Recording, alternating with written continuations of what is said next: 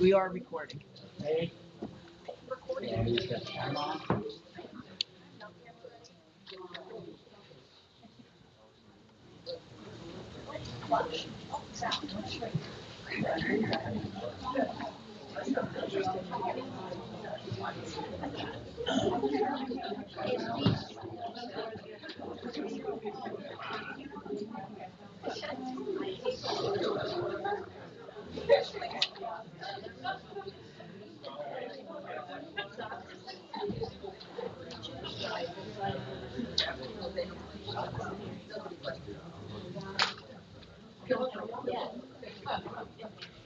Okay, are we ready, everyone? Okay, good evening, everybody. It is so exciting to see a full room here, and our whole police department as well. So, welcome, everybody. Nancy's not here. Well, that's true. Nancy, okay, almost our whole police department. You're right. So welcome. I welcome you all to the meeting of the Mayor and Council of the Borough of PEAPACK and Gladstone. It is April 21st, 2026. It is 7:02 p.m. and I am calling this meeting to order. Nancy, would you please read the sunshine notice? Pursuant to the Open Public Meetings Act, adequate notice of the 2025-26 meeting dates was published in the Courier News and Burnersville News on December 13th, 2025, and posted at the Municipal Complex in the Borough Library. Action may be taken. In deference to the meeting, as I just did, I'd ask you to please silence or put your phones on Do Not Disturb, and then please stand and join me in a pledge of allegiance. I pledge allegiance to the flag of the United States of America and to the republic for which it stands, one nation, under God, indivisible, with liberty and justice for all. Thank you. And Nancy, when you're ready, a roll call, please. Council President Murphy? Here. Councilman Cortello? Here. Councilman Silva? Here. Councilman Sweeney? Here. Councilwoman Weibel? Here. Mayor Corleano? Here. And let the record show that Clerk and Administrator Nancy Brexter is with us, as well as our Borough Attorney, Steve Warner. We have a very happy event tonight, but before we get to that, I'd just like to share some sad news with you. It is always unfortunate when a member of our community passes away.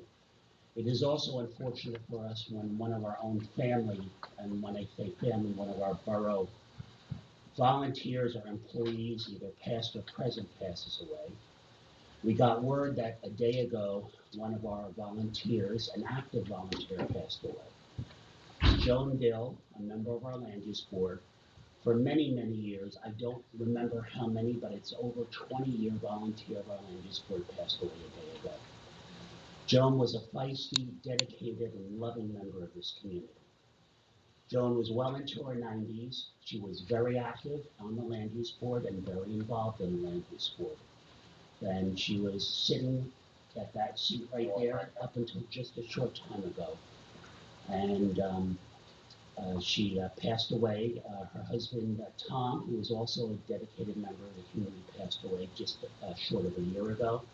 She's survived by her children and grandchildren.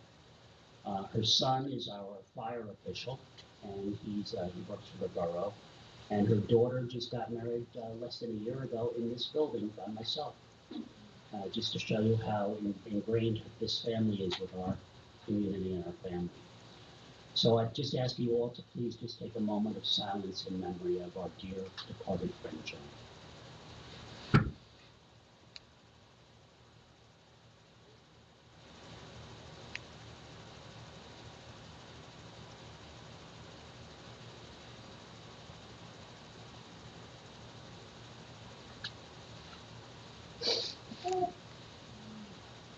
Thank you very much. Next, we have a happier event, and that is the swearing in of our newest police officer. I'm going to go a little bit out of order and ask the Borough Council to pass the resolution appointing the officer, and then I'll do the swearing in. So may I have a motion and a second for Resolution 68-26 to appoint Police Officer Jonathan M. Farkas to the Borough of PEAPACK and Gladstone Police Department. So moved. Second. Okay, and a roll call vote, please, Nancy. Council President Murphy? Yes. Councilman Cortello? Aye. Councilman Silva? Yes. Councilman Sweeney? Yes. Councilwoman Weibel? Aye. Okay. Jonathan, will you please join me up here along with your wife? And Chief Frankie, will you join us as well? Please join us also. Now, I'd like to acknowledge Jonathan's family who occupy the first two rows of our audience here, all who came out for this significant event tonight.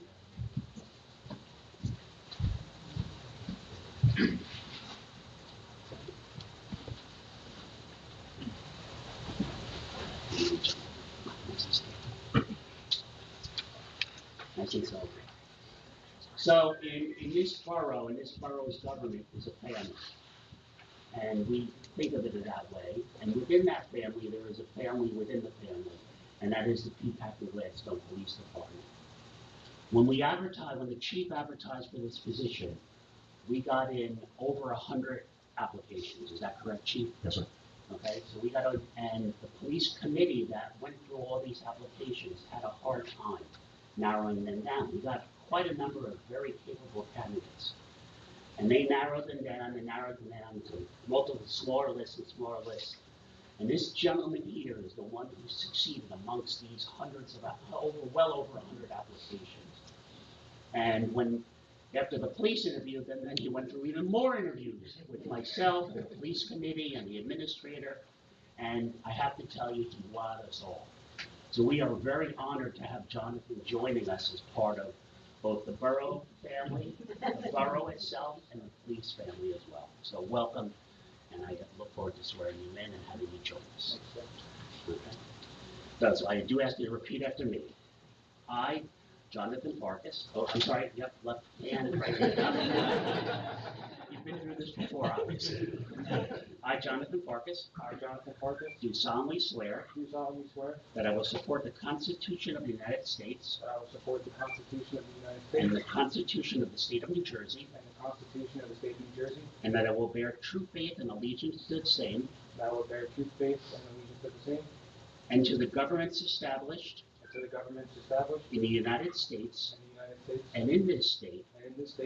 Under the authority of the people. And that I will faithfully. Impartially. And justly.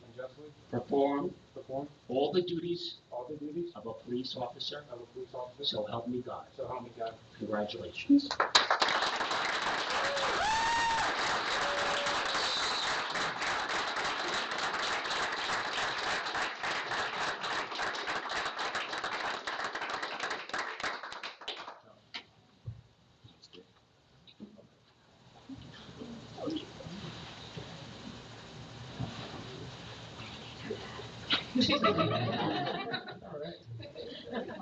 They are tough to get in there. Can we go to commercial break? Yeah. Oh my gosh. Now, to make this super official, I do have to ask you to sign 2 pieces of paper, which makes it really official. So here you sign these, and then I'll sign them. And then we need to take some pictures, maybe with the chief, maybe with the department, if you'd come up, please, and then with your family, maybe. Okay. Thank you. Chief.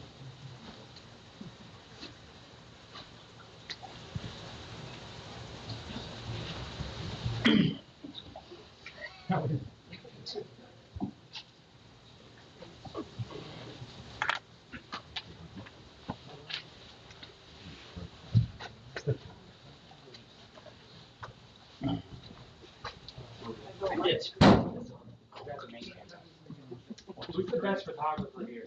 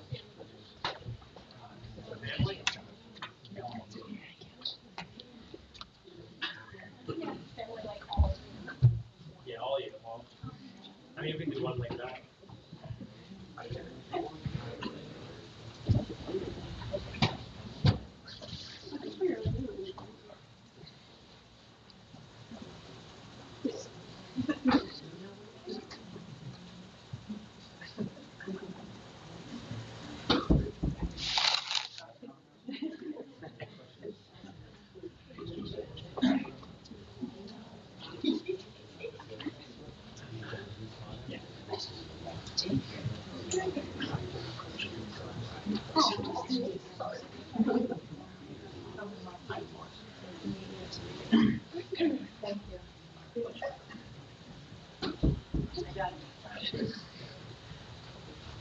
All right, one more time.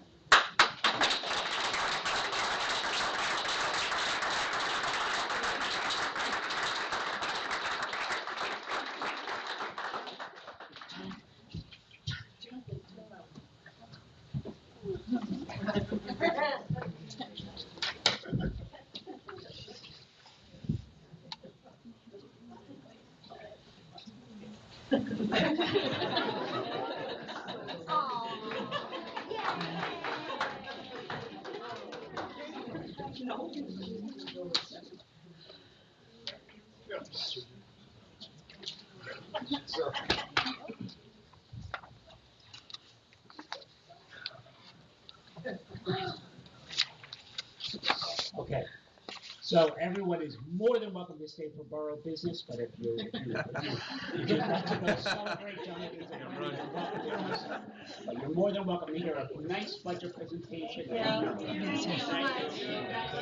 Nice to meet you.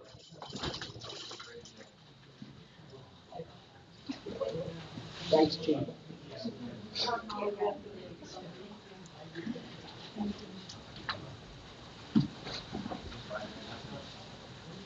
Yeah.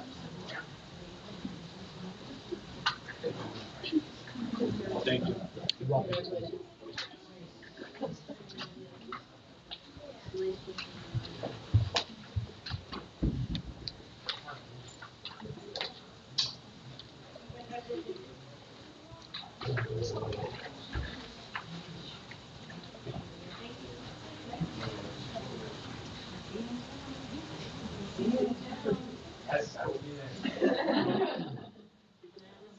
Okay. Let's move on to public comments on non-agenda items. So we open up the floor to anybody who wishes to address the council on items that are not part of our agenda this evening.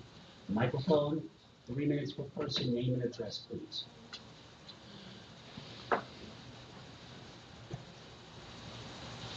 Rich Ramsey, 3 Derby Street. Just hoping you could give an update on the tennis court construction. Good time. The tennis court construction starts tomorrow morning. Oh, excellent. Okay, the equipment's here, and they will be here with a full crew. Thank you. Expected to be completed like early July. Yep. And that's the tennis courts and the pickleball courts. Yes. Okay. Mayor Emeritus Muller. Bill Muller, 24A Pottersville Road, Gladstone. I would like to just follow up your comments about the Dill family and add that the two of them were both very proactive in raising money for the library. Tom was particularly effective, and what we have across the hallway is largely due to the efforts of the both of them, and I certainly appreciate it. Thank you. Thank you.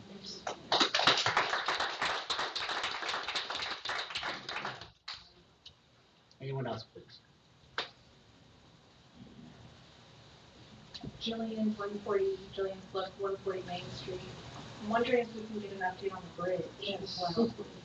So, as you may or may not know, the bridge is a county project. Our hands are somewhat tied on that, as much as we pester them and call them and politely cajole them to get it done. Their expected date of completion is the middle of May. Thank you. Okay. You're welcome. We do believe at this point that is finally a realistic date. And we know it's a massive inconvenience. Anyone else? Seeing none, I will close the non-agenda item public comments portion and move on to old business. I see nothing on the agenda for old business. I would just like to mention something. I spoke with the chief briefly about the speed limit on Willow, and his expert opinion was that if we lower it, we'll just move speeding to another section of the road. He recommended keeping it where it is, where they can have a patrol car to catch speeders. However, his professional recommendation is just like thinks this is. That's it. Okay, thank you. just one item also, Mayor, on affordable housing. So round 4, Stephen, Borough Attorney Stephen Warner shared an update that we did get final compliance from the Mount Laurel judge, and our immunity is now intact through the rest of the round through 2035. So we have another 9 years or so. Nothing to worry about when it comes to affordable. So I think we all did a great job. Thank you. My pleasure, thank you. What Councilman Cartello just said is very significant. Does everyone understand what that means? What that means is we are immune from builder's remedy. And what that means is a builder or a developer cannot come into this town and say, I want to put up an 8-story building with 100 underground parking spaces in the middle of town and override our zoning. Okay, and it means that we have gone to the effort of complying with our mandate for round 4, and the court seconded it. It was significant, it was a lot of work, and we got it done through our attorney, through ourselves, through lots of negotiating. And it's something we're all proud of. Okay. Anything else for old business? Moving on to new business. So I put 2 things on the agenda I'd like to discuss with the council. I sent you some paperwork on this, which I'm sure you all read, for discussion only. I sent you a copy of the local finance notice that was sent out by the DCA regarding short-term transit accommodations. And what I'm asking the council is if we want to explore the idea of regulating short-term transient accommodations to some degree, which seems to be a movement in the state. And what that means is putting regulations into place regarding these types of accommodations. And what these types of accommodations are essentially Airbnb, VRBOs. Airbnb. Mr. Mayor, I'd just like to point out, I actually have already written a draft ordinance, if you'd be open to reviewing it.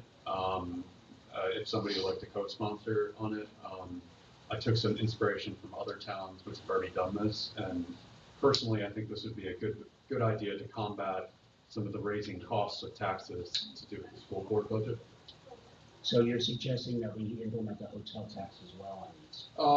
I would say we absolutely regulate it to the best of our ability. I believe they give us up to 3%. Yes. Yeah, 3%. And I would say this is also about accountability. We need to know who's in our neighborhoods, and people shouldn't be abusing the Airbnb and Vrbo system. If, I don't know, I mean, not saying this is happening, somebody creates a party house, there's a pattern of unwanted behavior, we should have the ability to shut it down as well. I happen to agree with you. And some local towns, some mayors that I work with locally have already had these types of issues. And that's why I put it on the agenda to discuss after I saw the LFM. What do some of you also think? I'm open to it. I mean, if you have something already drafted. I have something drafted. I didn't want to send it to the whole council and cause another meltdown over Oprah. But yeah, something simple. I mean, I believe it's up to 3%. We can have registration fees. We probably just need some sort of process in sort of coming in the registrations. And I believe Airbnb and these systems already have kind of the built-in taxes for it, so it should be kind of plug and play. And then we would just have to basically keep track of infractions for when we have to shut somebody down, so to speak. And the tax collection actually goes through the state that comes back to yeah, us. So they're already handling it. Yeah. Why don't you send your draft to Nancy and let her distribute it to the council? Cool. Did we back in, I'm sorry, cool. And back in 2017, it was right when I came on council, did we change the rules with Airbnbs based on a rental right across 206? Remember there was a situation where there were neighbors complaints and we discussed Airbnbs and VRBOs. I do remember something like that, and we did not, the council did not at that point approve anything to have Airbnbs.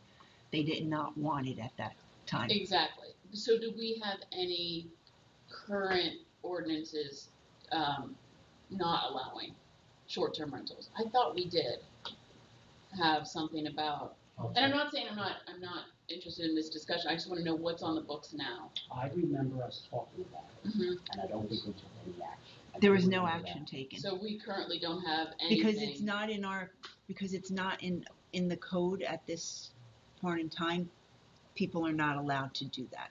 Homeowners are not allowed to. They're not allowed, Correct. right, that was my understanding. Although we have had a couple infractions that the zoning officer has addressed. Right. Right now, Right. by default, we're not allowed to rent out. Correct. Yes. Happy to look at your proposed, I think it's an opportunity. We could generate some income. I know the World Cup's coming up, and I don't know if PEAPACK Gladstone will be a hot seller, but we're certainly in the strike zone for people to stay here. I know some of it could be, big, and, any money coming in is any money, and this is a way to support, local citizens making money, the town getting revenue, and upholding, responsibility of us regulating it and making sure there's no abuse. okay. I just sent it your way too, Nancy. Oh, okay, thank you. All right, my next item that I put on the agenda for discussion is 5 years ago, I put a tickler in my calendar and it popped up. And it is, next month, it is 5 years since we passed the cannabis opt-out resolution, believe it or not. You believe that? No. We're getting old. That's horrible. Yeah. So what we did is 5 years ago, just over 5 years ago, the state legalized cannabis. And towns had the option to opt out of cannabis in their, allowing cannabis sales and associated cannabis facilities in their towns. And you could opt out of that. PEAPACK Gladstone opted out. We made the decision at that time to opt out, which means we were not going to allow any type of cannabis facilities or vending or growing in our town. And the opt-out was good for 5 years. It is now time where we have to renew that. Because if we don't renew it, it could be allowed here by state law.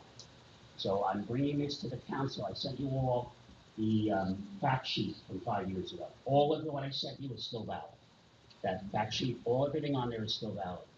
So if the council has consensus to re-up for another 5 years, which is the time period, to opt out again, we would have to do that before June.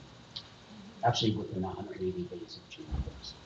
So I want to get it done soon. I'm in all the way. I'm in all the way. Consensus. 100%. Opt out. Okay. I am too.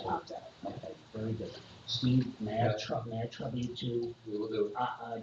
would you like the last resolution, or do you have it? I've done them before, over the last 5 years, but if you want to send me the one, actually, I think I already have it. This would be 2021. Yeah, 2021. Yeah, I have. Okay, very good. So we're gonna opt out again. Okay.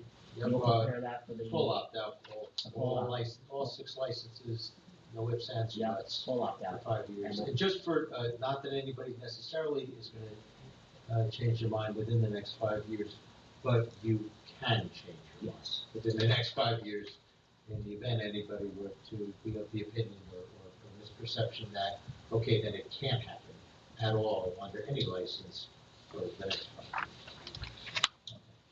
All right, thank you, counsel. I have one more thing for new business. So I have been researching filming ordinances in Somerset County. So there's 2 towns which have already sort of solidified their own protocols.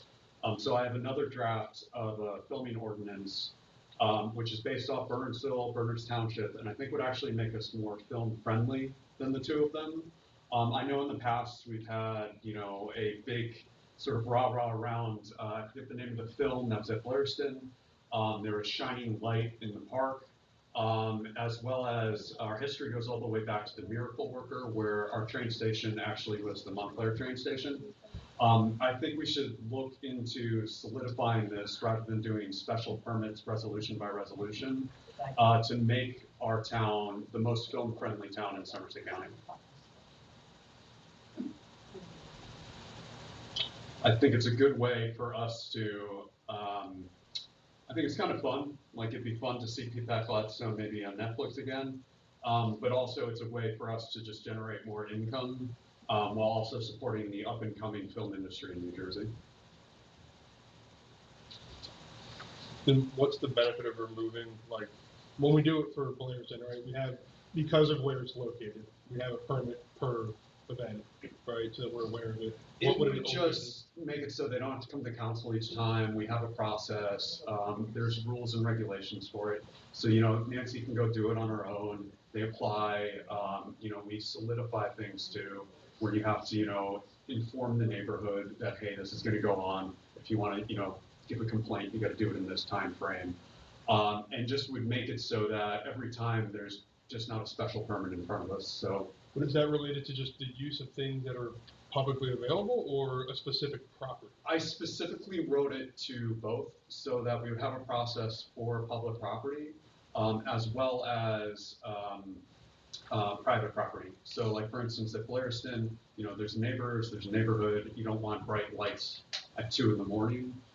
They still would have to come in and apply for the process, but they wouldn't have to come in front of the council, make their case for it, you know, maybe get Netflix in here to make their case for it. It would just put a process in place. Like I would hate to see, you know, our giant Gilded Age mansions losing out to the ones in Bernardsville for these types of things. And of course, you know, every permit we can charge fees. We would require a certain amount of insurances too. It would just solidify it and just make our town film friendly so people would come here for it. I'd love to read it, see what Cool. see what Berners and Bernardsville had and something like that. I mean, if it's okay, I could send everyone, I have copies of the resolutions, which we passed. I have Bernardsville and Berners Township, and then I have my own draft. I have to send it all to everyone through Nancy. But I think this would be a fun one. Okay. Yeah, let's see. Gladstone would.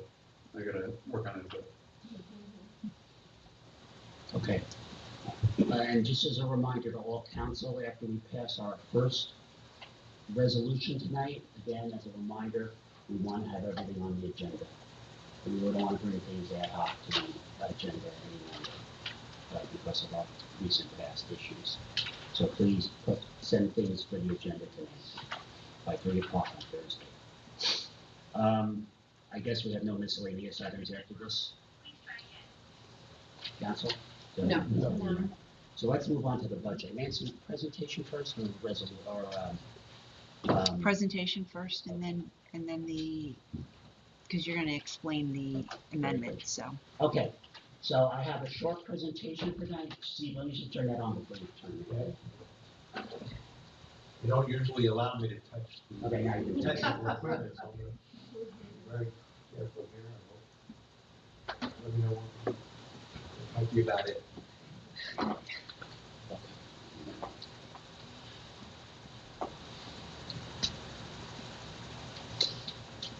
This should work.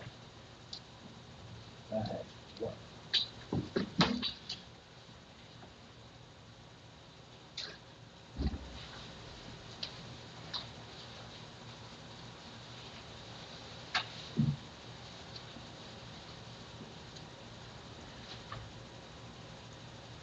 Yeah.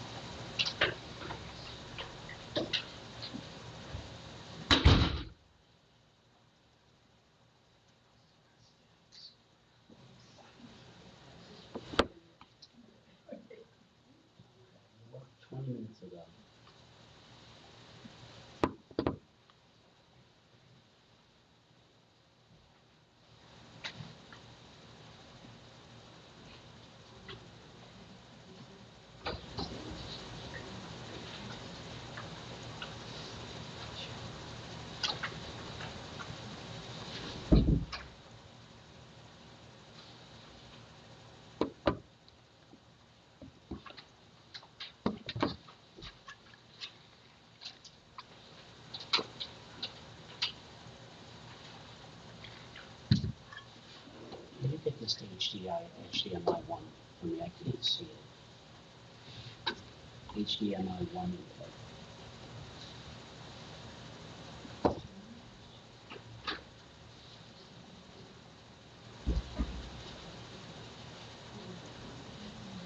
There it is. Go to connected devices. PC.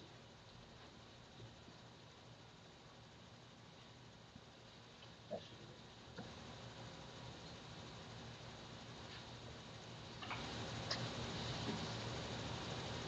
be it. No, it's trying to. Yeah, you might need to unplug it when it's connected.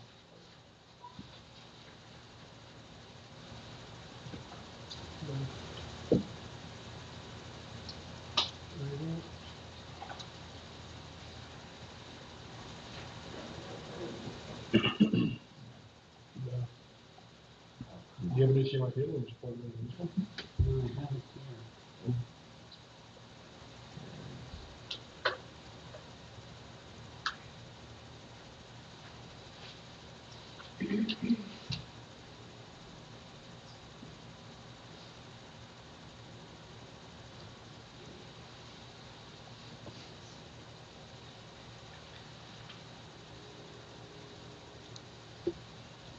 This worked 25 minutes ago.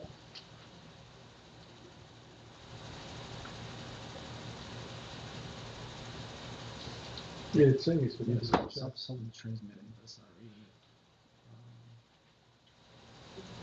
it. Is it plugged in all the way on the back? Yeah, it is. I came and tested it the other day. Yeah, it seems like it's.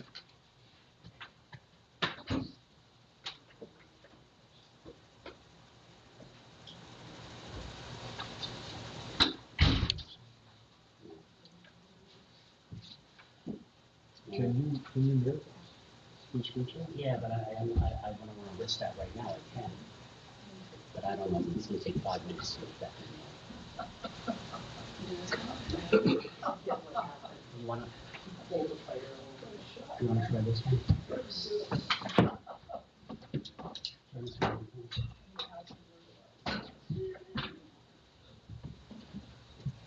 Try this one.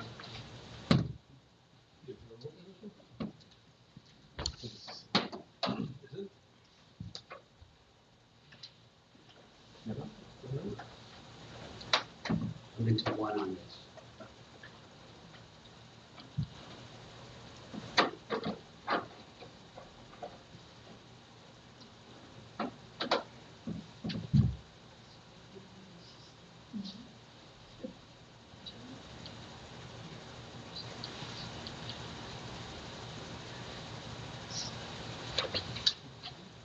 We just sent people to the room, right?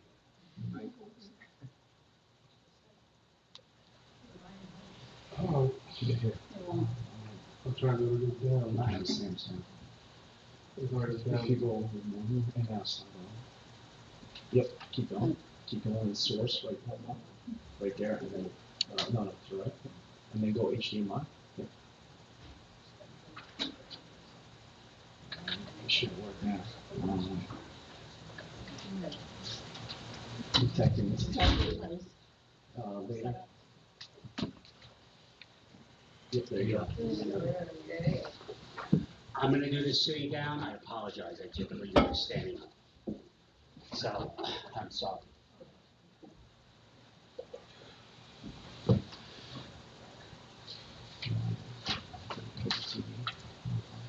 That's what I was There, thinking. Okay. So, welcome. This is not a long presentation. I do this every year. I have been finance chair in the town now for 9 years. My second on finance is Eric Cartello. I am an accountant by training. It is a lot of what I do in my business, not everything I do. Ever since I took over the finance committee from Councilman Anthony Soriano, I've always strived to keep a fiscally, just like Anthony did before me, a fiscally prudent and responsible budget. My goal is to have this town debt-free by 2029, and we are well on our way there. I have always maintained a policy, and Eric and I follow that of pay as you go. We don't look to incur debt. We look to pay as we go on almost everything we do. And we hope to be able to follow that, as difficult as it is, and as expensive as things go. So let me go through this. Where do your tax dollars go? When you write a check for your real estate taxes, your taxes are collected by us, but in essence, they go to 6 different places and to 3 different entities. Your taxes go to this municipal government to fund our operations to run the borough of PEAPACK and Gladstone. Some of your taxes go to the school district, which is really its own little government in of itself. Okay? And in fact, the bulk of our taxes go to the school district. Some of the taxes go to the county government for 2 purposes: to run the county government and also to fund the county government's open space trust fund. And then some of the taxes go to the county library system, which is its own small entity, self-governed, that pay for our library and part of the county library system. So, and how do we, when we collect your taxes, how do we distribute that money? We send them essentially checks for their portion of the taxes. In 2026, your tax dollars that we collect will be distributed as follows. The borough will take approximately 33% of those taxes for operations here. And I'll get into where that money is going to be used shortly. Most of that money will be used to operate the borough and maintain all the things that we use here. Some of it will go into an open space and recreation trust fund that we use for things such as the tennis courts that we're building, such as preserving open space. Okay, 46% we estimate will go to the school district. Okay, so children can go to public school for free. And 21% will go to the county, which includes county operations, the library system, and the county's open space trust fund, which I should point out, some of that money comes back to us in different ways. If you look at it in a pie chart kind of way, you can see, okay, obviously the bulk of the money, almost 50%, goes to the school district, a sliver, and then the second followed by the municipal government, and then the county, and small slivers for the other ones I mentioned. In 2026, I am projecting, or we are projecting, a municipal tax rate, which you'll see in the lower right corner, of $1.515, $1.51. What that means is that we are going to impose, estimated, a tax rate of $1.51 for $100 of assessed value on your home. So what we do is we tax the borough government taxes based on the assessed value of your home. And we do that through, we have a tax assessor, and our tax assessor values all the properties in town. And you can see, based on those percentages, I won't reread them again, in dollars, how much we're going to raise in taxes for the different entities. For example, and I won't read through them all, we will look to raise $7.2 million, this number right here, in taxes for the school district. And we are expecting to raise taxes total $15.6 million, levy taxes of $15.6 million in total to fund all those different entities that I just mentioned. Okay, and there's obviously the percentage, the dollar amount, and then the tax rate. Okay, again, based on your assessed value. Now, when I say the assessed value, you all know we all get this little yellow or green postcard every March, and it shows what the assessor assesses your property at. He assesses your property based on the land value and on the property of your home. He does it for every single valued property in this borough, including commercial properties. And this year was a significant year because for the first time, the cumulative value of all the assessed properties in PEAPACK Gladstone exceeded $1 billion. And that's the number you see right here. So this year, PEAPACK Gladstone's total assessed valuation was $1,032 million. Okay? That's up from approximately, I don't remember the exact number, about $950 million. Okay? A good chunk of that, about $40 million of that increase, is because the Pfizer property was rezoned. And what happened is the Pfizer property, we rezoned the Pfizer, which we redeveloped into residential, and a large part of the Pfizer property was cut up into small little lots for individual townhouses to be built on. And if you look at the first line here, vacant land, you'll see that now we have 164 vacant land worth $64 million. Now, if you looked at this chart last year, we had about 50 lots of vacant land worth about $20 million. So by rezoning Pfizer, it created value, because now the developer of Pfizer is going to build all these individual townhouses, and that creates additional value. Our assessor accordingly had to revalue all those little lots that are going to be built upon. That added up some of our value. The rest of the value in the difference between last year and this year is because, well, the value of all our homes really went up, naturally. Okay? And that's why the assessor came up with a total valuation for PEAPACK and Gladstone of $1,032,000,000. And you can see the averages. Another significant thing is that the average residential property, this number right here, broke $1 million in this town. So the average residential property is now $1,030,000. Okay? Remember, keep in mind, that doesn't mean that's the average, the home on Main Street's not $1 million, although many of them do approach that. Keep in mind, we do have homes in this town that are valued at $15 million, $20 million. We do have a handful of those homes, and they do tend to skew the numbers higher. Just as a point of comparison, and I know these numbers are hard to read, and again, our projections are estimate. I should remind you, our projections are estimate. While we have developed our budget and we have our budget numbers, we don't yet have the numbers from the school district, from the county, and from the library. They haven't finished their budgets yet. So we do our best and we estimate what those numbers are going to be. And there's caps that are set by the state, by law. We estimate that those three are going to all increase the max 2%. Okay, we project that they're going to increase the max. Word of mouth tells us that the school may look to exceed their cap. They may go 3% increase this year. So in fact, although I'm projecting a 1.51 tax rate, it might be a little higher than that because of the rumors we're hearing about the school district. They just can't do that automatically. They need state approval to do that. So we'll see what numbers they come in with, and I think they're trying to shave it. Again, this is all through the grapevine. We don't know what their rate's going to be. We hope it's going to be a 2% increase.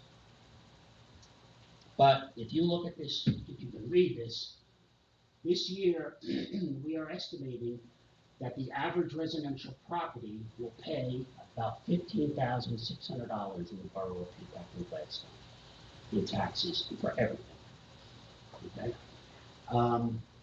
Last year, the average tax bill, again for 25 in Somerset County, was $12,030 in Somerset County, average amongst all 21 towns in Somerset County. And the average tax bill in 2025 in New Jersey was $10,600. Now you may say, well, we're higher than both the county and the state. However, if you look at these two numbers, you'll see that our projected tax rate is one of the lowest in Somerset County. So in terms of efficiency and how governments are run and our costs run, we actually run a lower tax rate than most towns in Somerset County relative to assessed values. The fact of the matter is our homes assessed higher. Okay? Which are good things for homeowners who are looking for appreciation in their home. I suppose bad things if you're looking for a lower tax dollar payment.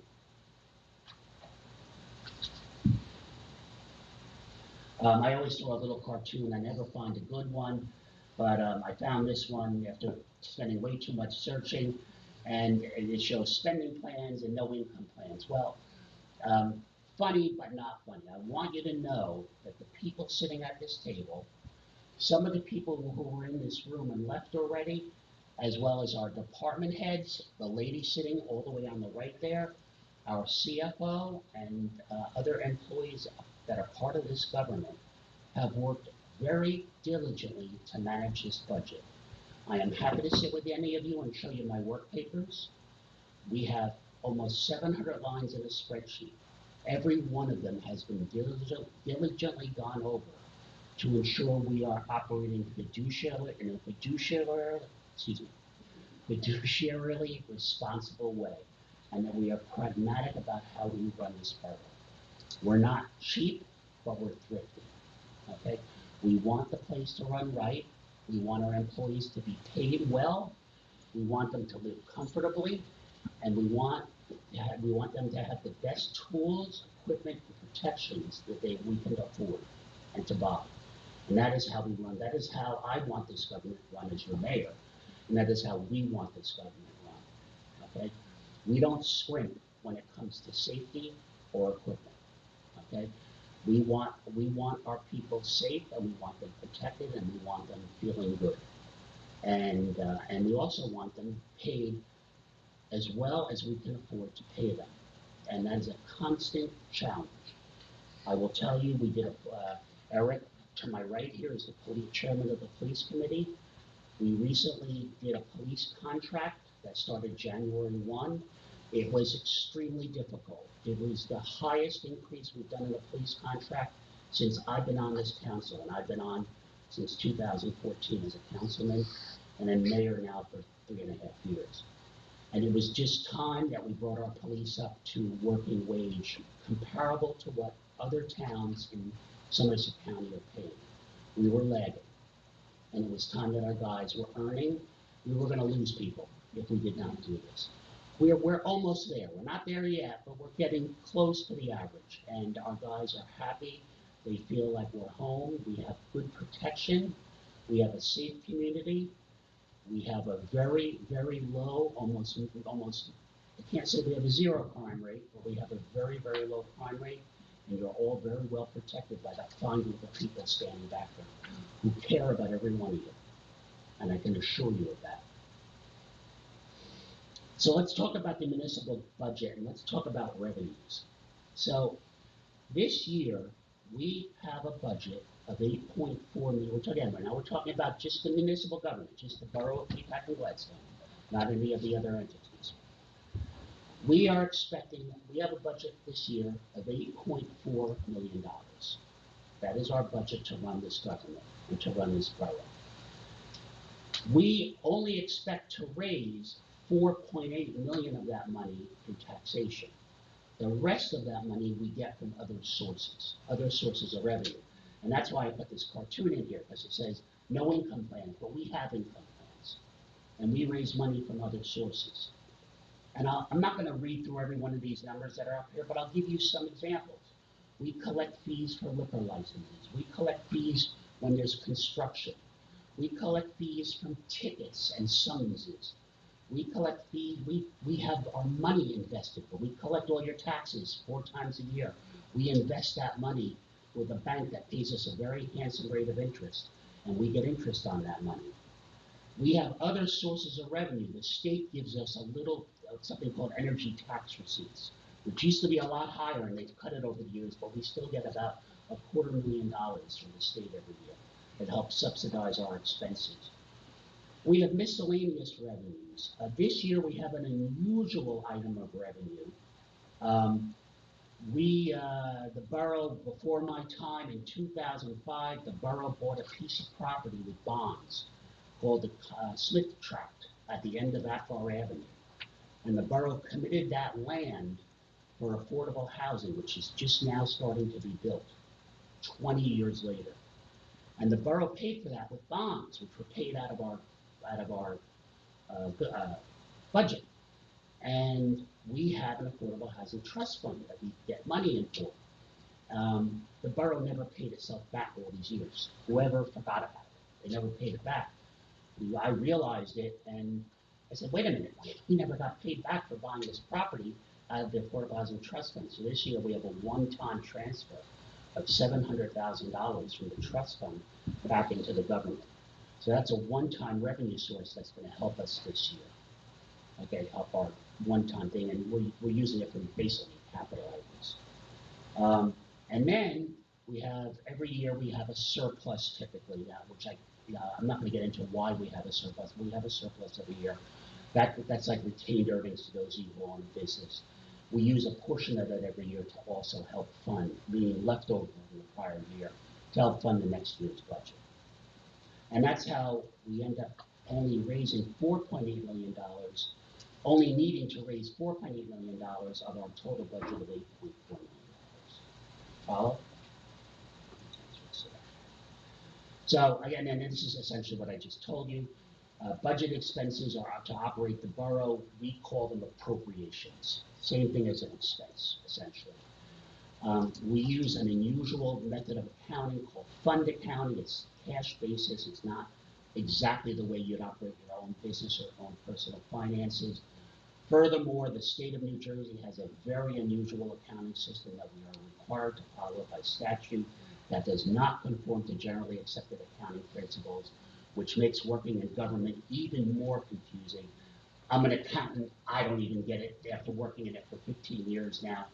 I do get it, but it takes a different way of thinking. And even the first statement on when we get our audit every year from our auditors, this does not conform to GAAP, generally accepted accounting principles. Okay, and they say that about every single audit that happens in the state of New Jersey, and this is something that's legacy New Jersey from the 50s or 40s or whenever, and we all have to accept it. Our appropriations include something called RUT, or Reserve for Uncollected Taxes. Again, an unusual, call it political thing that was written into the law many years ago, that we actually have to budget for people who don't pay their taxes. And the reason we do that is because, let's say somebody goes bad on their taxes and they default. We still have to pay all the other entities that we collect the taxes for. So if somebody doesn't pay their taxes to us, we still have to pay the school and the county and the library and all the others. So we have to budget for that. We run a sewer utility here. So those of you who get a sewer bill, that's really a separate division of our government that's apart from this budget I'm talking about now. And that sewer utility handles the effluent from your homes that we have to transport, process, and it's very costly to do so. Maintaining the lines, these electric pumps, heat facilities, houses, and then we're part of a group of towns that then takes all this stuff and combines it and pumps it through another pipe to a treatment facility. And I will just give you one number. Every month we write a check for about $50,000, $50,000 to $60,000, right? Mm-hmm. Just to treat the effluent a month. That's before it gets there. That's even before it gets, that's excluding everything to get it there. So sewage is expensive. Sewage is expensive. Some expenses go to funds. For example, we have a capital improvement fund. And we budget every year to put money into a capital improvement fund, and then we pay for capital projects out of that fund. And then if you were to examine our budget, you'd see that we have different charts of different departments that may not make exact sense. For example, if I look at our police department, our police budget this year is about $1.6 million. But that's not the exact number, because the state requires us to put certain expenses in other departments. For example, healthcare.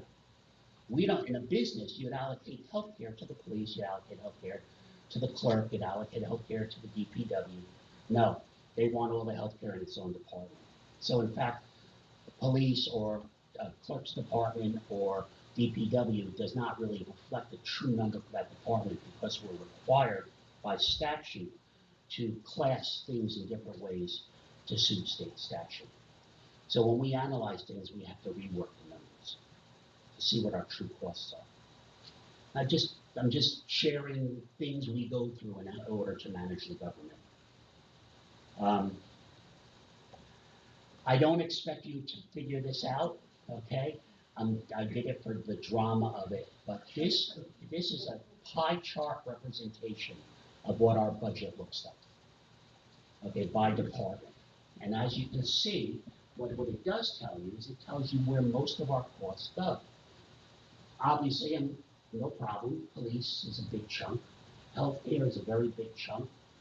reserve for uncollected taxes, capital improvements, retirement funds, for example, social security, buildings and grounds, that's our buildings and our parks and such, streets and roads, for example, and then all the smaller ones, emergency management, fire company, etc. Let's talk about the capital projects for a minute. In 2026, we have budgeted, because we have, remember the windfall I talked about from the Affordable Housing Trust Fund that we're having? So we budgeted an unusually larger number for capital projects this year. We have the luxury of doing that because we had this one windfall. We had a windfall last year because we sold a piece of property we had, which Eric ended. We are budgeting $1.14 million this year in capital projects for the municipal government. We're looking to replace the windows in this building, which are broken, drafty, and energy inefficient. We are looking to do a lighting upgrade on this building. We have a number of trees that have a diseased blight in our parks. That's part of a capital project. I won't get into it, we have a massive records issue with our records, all which are on paper and stored in a dungeon in the basement of this building, that we have no more room to store any more paper records, and we're going to start getting them scanned and digitized. These are things that we have to keep by state law, forever.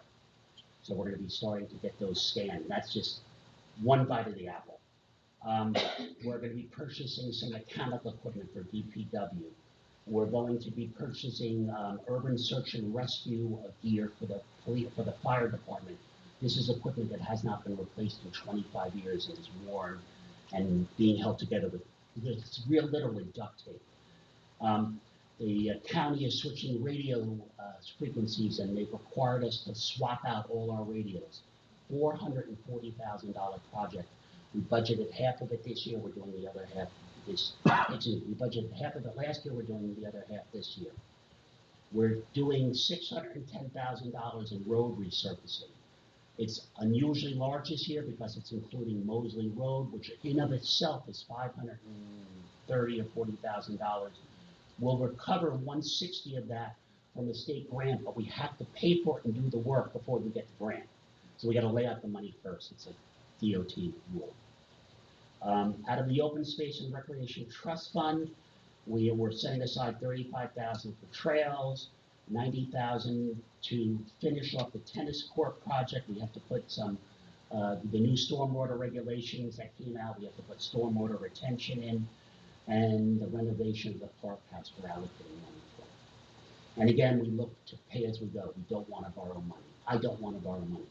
When I'm done here, whenever that is, I want this place to be debt free. I want this town to be debt free. That's my swan song.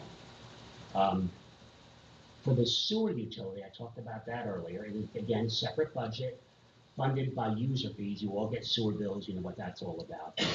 And also some revenues, some miscellaneous revenues from connection fees and some shared services. This year it will cost us roughly $1.6 million to run the sewer utility. Okay? And we're expecting $50,000 this year in capital expenditures for the sewer.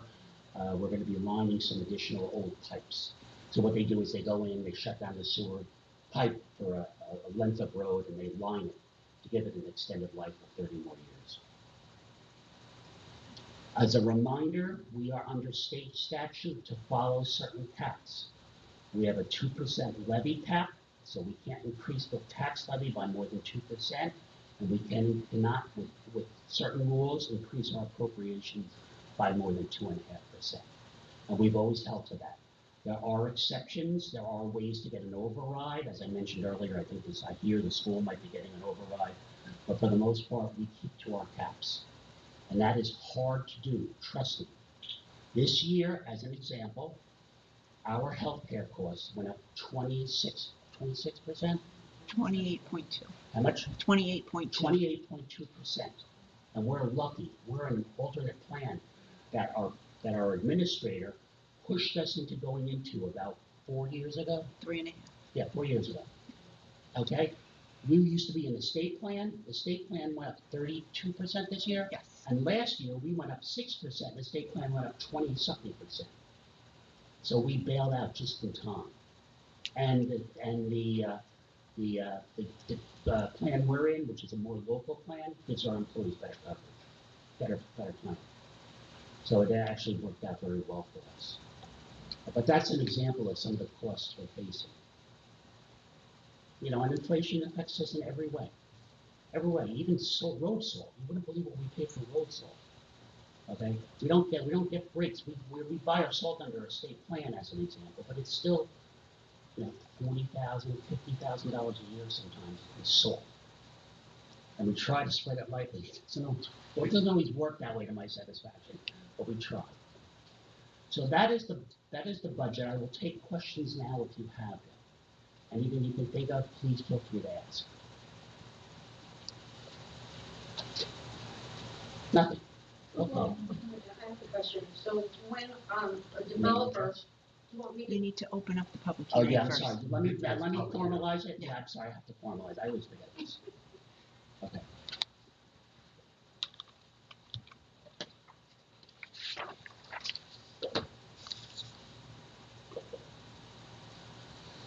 Okay, may I have a motion and second from the council to open the public hearing on the adoption of the budget?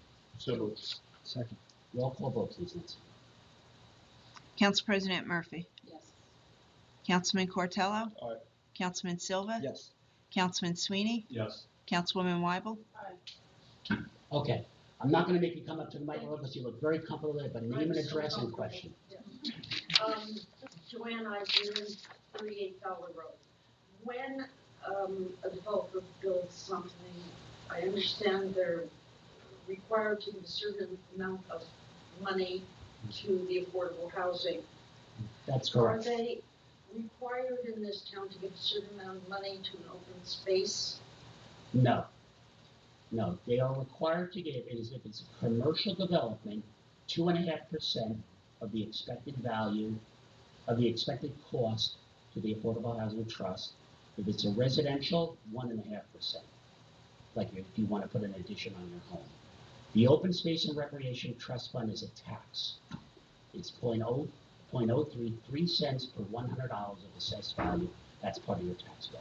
Okay, the reason I mean, it is possible to collect a tax for open space if it were resolved by council. If it was made part of an ordinance Yes. to collect a tax for open space Yes, from new construction, yes. if that was part of it, if that was an ordinance, that could be done. I Is don't. there any interest in that? I think the affordable housing tax of 2.5 is probably enough, in my opinion. And our open space is luckily healthy. Every year we collect about $200,000 to replenish it. So an additional question, is there additional open space to purchase Yes, in this town? yes. Not much. Not much, but there We is. focus on preservation. Okay? We focus on preservation because that you can do with owned land. Self-building transfer. Right, exactly. And keep in mind, that trust fund is for open space and recreation. So for example, we're funding this tennis court project out of open space and recreation trust funds. Does that answer your question? Thank you. I should also remind you that we've been very fortunate to get a substantial amount of money over the last few years from the county's open space trust fund. We preserved land in the town using county monies. We just got a commitment of over $450,000, right? $410,000 to build a bridge to connect our trail system from the county. They fully funded the cost of the bridge. And we're going down on the 28th to receive that commitment. So we do get monies other than our own trust fund. And we also get state monies in some cases as well. Val? Bridge. One bridge? One bridge. Rockabye? No. I'll talk about it at a Okay, future meeting. That's fine. Yeah. Look forward to it. It's exciting. Any further questions? I just had one question. When you had that pie chart up, it looked like there was a fair amount for the unpaid taxes. It looked like that fund you have to, is that a big problem in town? Unpaid taxes? Fortunately, it's not a big problem in town. And we are fortunate that our uncollected taxes every year run between 2 and 3%. However, state statute requires that we budget in excess of that. So we budget around 7 to 8%. That works out to about $970,000, and that's why we budget $970. Okay, but there's not a direct alignment with what's not being paid to what's being budgeted. Correct. Thank you. Correct. On the other hand, that also gives us money to subsidize the following year, as you saw when I showed you the sources of revenue. Yeah. Okay. Thank you. Good catch. Good noticing that. Anyone else? Well, thank you for listening to my presentation, and I appreciate you all being here tonight to hear. May I have a motion and second to close the public hearing? So moved. Second. Roll call vote, please, Nancy. Council President Murphy? Yes. Councilman Cortello? Aye. Councilman Silva? Yes. Councilman Sweeney? Yes. Councilwoman Weibel? Aye. Now I'm going to move on to Resolution 69-26, and I have an explanation before I redo this. After we did our budget machinations, this is one of the years where the state reviews our budget. And we had a new review person who's new to the state, and they came back to our CFO with a couple corrections that they wanted of things that were always accepted by our auditors and always accepted by the state. And they said, well, you can't do it this way, you have to do it another way. So we had to make a couple adjustments. Our total appropriations didn't change, our revenues didn't change. They wanted a couple things moved around, as I explained to you in our last meeting. We had to move some things into capital improvement and added a couple accounts. So there is a resolution that you saw amending the 2026 annual budget. We didn't have to reintroduce it either, and that's 69-26. So then I have a motion and second to approve that. So moved. Second. Okay. And a roll call vote, please. Council President Murphy? Yes. Councilman Cortello? Aye. Councilman Silva? Yes. Councilman Sweeney? Yes. Councilwoman Weibel? Aye. And a motion and second to approve the minutes of March 31st, regular meeting. So moved. Second. Roll call vote, please, Nancy. Council President Murphy? Yes. Councilman Cortello? Aye. Councilman Silva? Yes. Councilman Sweeney? Yes. Councilwoman Weibel? Aye. Okay, and tonight we have an introduction of one ordinance, and that is ordinance 1168-2026, renaming a portion of Brady Drive to Elizabeth Lane. May I have a motion and second to introduce 1168-2026? So moved. Second. Roll call vote, please. Council President Murphy? Yes. Councilman Cortello? Aye. Councilman Silva? Yes. Councilman Sweeney? Yes. Councilwoman Weibel? Aye. 1168-2026 is introduced and shall be published in summary on the borough website, and that the public hearing for this ordinance shall be held on May 5th, 2026 at 7:00 p.m. or shortly thereafter. Now, believe it or not, we only have 2 resolutions, and I believe the first one should be read alone, so I will not do a consent agenda this evening.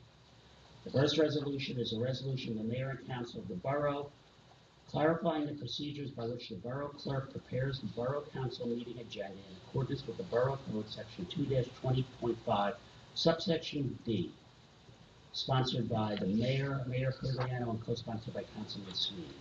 A motion and second to approve this resolution, please. So moved. Second. Eric and Sergio, and a roll call vote, please, Nancy. Discussion? And a roll call vote, please, Nancy. Council President Murphy? Yes. Councilman Cortello? Aye. Councilman Silva? Yes. Councilman Sweeney? Yes. Councilwoman Weibel? Aye. Okay, and then a resolution 71-26, accepting a resignation from Thomas Byrne as our fire subcode official for the borough. A motion and second, please. So moved. Second. Roll call vote, please. Council President Murphy? Yes. Councilman Cortello? Aye. Councilman Silva? Yes. Councilman Sweeney? Yes. Councilwoman Weibel? Aye. Moving on to payment of bills. Does any council member have any items from the bill pay list that needs to be pulled for discussion? No. Okay, Nancy, would you please read the total amount of bills to be paid? $781,119.13. And I have a motion and second to approve the payment of bills. Second. And a roll call vote, please, Nancy. Council President Murphy? Yes. Councilman Cortello? Aye. Councilman Silva? Yes. Councilman Sweeney? Yes. Councilwoman Weibel? Aye. Okay. I'm not going to read the chairmanship departments, and you all know them. Does anybody have a council report for the department they manage? No. I don't. Nancy, do you have anything? Oh, you know, one thing to add on the police committee, so we did a promotional process, and I'm really pleased to announce that Corporal Morris was promoted to sergeant, and Detective Crusoe was promoted to corporal. So congratulations to both of them, very well earned, great process. I thought Chief did a very good job with it as well. Very well done. They were just notified earlier today. Oh, awesome. Very nice. Okay. Nancy, do you have anything for us? No, we talked about the tennis. That's the tennis court starting tomorrow. Counselor? Anything? Nothing. Executive summary, Connor, you have two things you said in financial distribution, right? They've already been sent. Great. Steve Warner, you're going to do the opt-out resolution for us. Correct. That's all I have for executive summary. Now we're on to public comments on agenda items. Does anybody wish to comment on any item discussed on our agenda this evening? Please.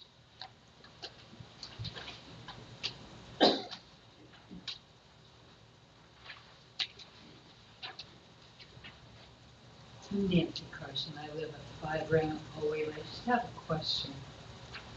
What is the definition of cannabis in terms of sales? In terms of sales, Yes, does that include derivative products? cannabis are now regulated products that are sold in stores, and that is what it refers to.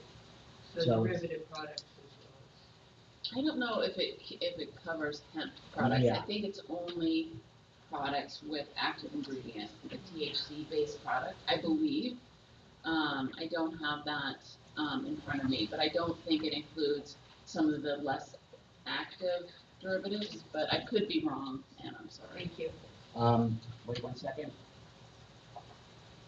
Also, just to clarify, I don't believe we're banning usage. I don't think we have that. No, So it's just growing and Just selling. sales. Yeah. Cultivation, manufacturing, selling, distributing, retail, and delivery, although we cannot regulate the delivery through our municipality. If someone is getting a delivery, making a delivery from one municipality to another. So there are amateur description. There are products out there. You go into a gas station and they have cannabis. They call it cannabis candy or something. They say it has some sort of derivative in it. That is not a regulated product. Okay. However, there are products that you smoke or gummies that you chew that have a high concentration of an active ingredient. That is a regulated product, and that is the kind of product that we're talking about. You can tell we're not experts, and that's why we're opting out. That's why we're opting out. Anyone else? Mayor Emeritus Mullins. Thank you for that fine presentation.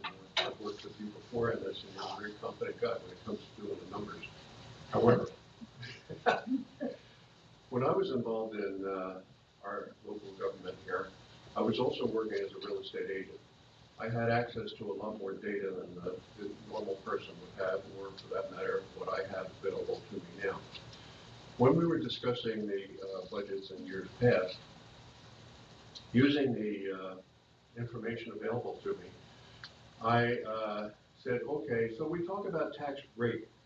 However, your tax bill as a a multiplication of your assessed value, your tax rate, and then you get your tax bill.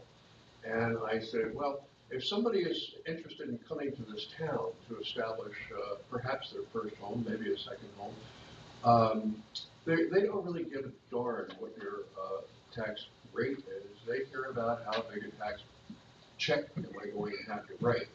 In that vein, I did a research of 3-bedroom Cape Cod houses. That may not be appropriate anymore today, but I discovered in my search that this is not a cheap town. For a Cape Cod style 3-bedroom house, we were at the higher end of the town. And what I used were the surrounding communities that we have, from Chester down to Bedminster, Burnsville, Burns Township, and so forth like that. So while the tax rate may look attractive, I would suggest we concentrate on the tax bill, the check that the person has to write. Now, one of the big drivers of our municipal budget is headcount. And the more headcount we have, especially when it concerns the benefits that are associated with employees, the bigger the tax bill gets to be. And I would suggest mightily that the town, we just hired a new policeman tonight, and I don't know, so I'll ask, how many policemen do we have now? This officer will make currently 11 officers. 11 officers. Mm-hmm. When I learned that the town was considering hiring a 10th person, I did some research on my own, and I concluded that looking at the population of each community, again, surrounding us here, and also looking at the land area that we have, with 10 officers, we wound up being the most policed town in the entire area. Now, everybody is entitled to do their own research and either confirm or dispute my facts, and I'm happy to hear about that. But when you hire somebody, you have all, not just the salary, but all the ancillary costs that come with it. And so I would suggest that the council keeps in mind that limiting the payroll, the headcount, is an important factor in budgeting. To that end, I would urge the council to really think hard and investigate more shared services or merged services. And goodness knows there's lots of opportunities for things like that. I'm not saying that I know that we could get away with a smaller police department if we merged or shared services with another community. That may or may not be true. But on the other hand, I certainly think it should be something that should be investigated. In my experience on the council, we created the shared court. It dropped the expenses at this municipality a lot, very quickly. And I would suggest that the shared court has been, in my opinion, a remarkable success. I would urge the council to continue looking at other avenues of the same kind. So let me just say to you that we are always open to that idea. Not 3 weeks ago, Nancy and I met with the Director of Shared Services for the county and the state. Okay? And I did the same thing. we expressed the interest. We are always interested in whatever shared services you can offer us. Currently, the county's offering very little. Washing your trucks down after they salt, for example. They're not offering us a lot, but they're looking to offer us more, which we're very open to, and we gave them some suggestions that we can't share here on things that they could offer us that would really help us. Police was not one of them, by the way. With respect to police and 11 officers, we are still set at having 10 officers. The reason we hired Jonathan is because we have an officer imminently ready to retire. Okay? It takes us 3 to 4 months to get an officer up to speed here. Jonathan was an officer elsewhere, but in a specialized type of policing. So he needs the full gamut of training to be a community officer. Well, he's a fine-looking young man. And He's I certainly wish him well. excellent young man. He really was impressive during his interview. I would like to end Let me just finish. So we'll be going back to 10 officers. And then we do expect perhaps we may have another retirement following that one. And I'm telling you right now, we're hiring somebody this fall to go to police academy. And we already have that person picked out. And we hope that this person will stick with us and go to police academy and become our next new officer. And that's what it takes to hire officers. You can't hire them and expect them to come to work a week or two later. It takes months to find the right person. That process that the chief started in hiring Jonathan started in January. Okay, it took us months to find, and now we're at April. Well, in my career, I went through the same thing. It had to come with a lot of experience, but on the other hand, my employer paid a lot of my training costs and so forth like that. So I agree with what you're saying. Now, Jonathan won't be on the road alone for at least 3 months, I would say. I would just finish my comments with one thing. I heard a management person say a long time ago, if you don't have turnover, the job's too good. I would agree with that.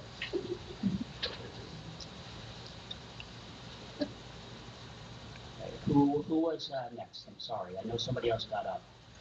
Not the people leaving. Good night. Did anybody else want to speak? Okay, I'm going to close the public comment portion of the agenda items. Anything else from the council? Before I adjourn, I would like to thank you all for coming out. It really makes us happy when we see residents take an interest in what we do here and take an interest in the borough. It is indeed important, and we thank you for coming out and spending your time with us tonight. The next meeting of the Borough Council, Mayor and Council is on Thursday, May 5th? No, Tuesday. I was like, Yeah, what is that? Tuesday, May It says 5th, Thursday. 7 o'clock. Yeah.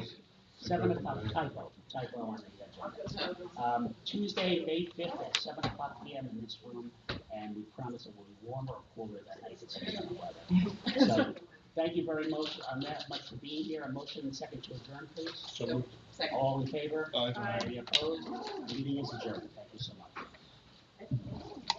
just so you know, Cinco de Mayo falls on Taco Tuesday. Yeah, that's what I was just saying. Just saying, tacos and guac. We're gonna have to have some more.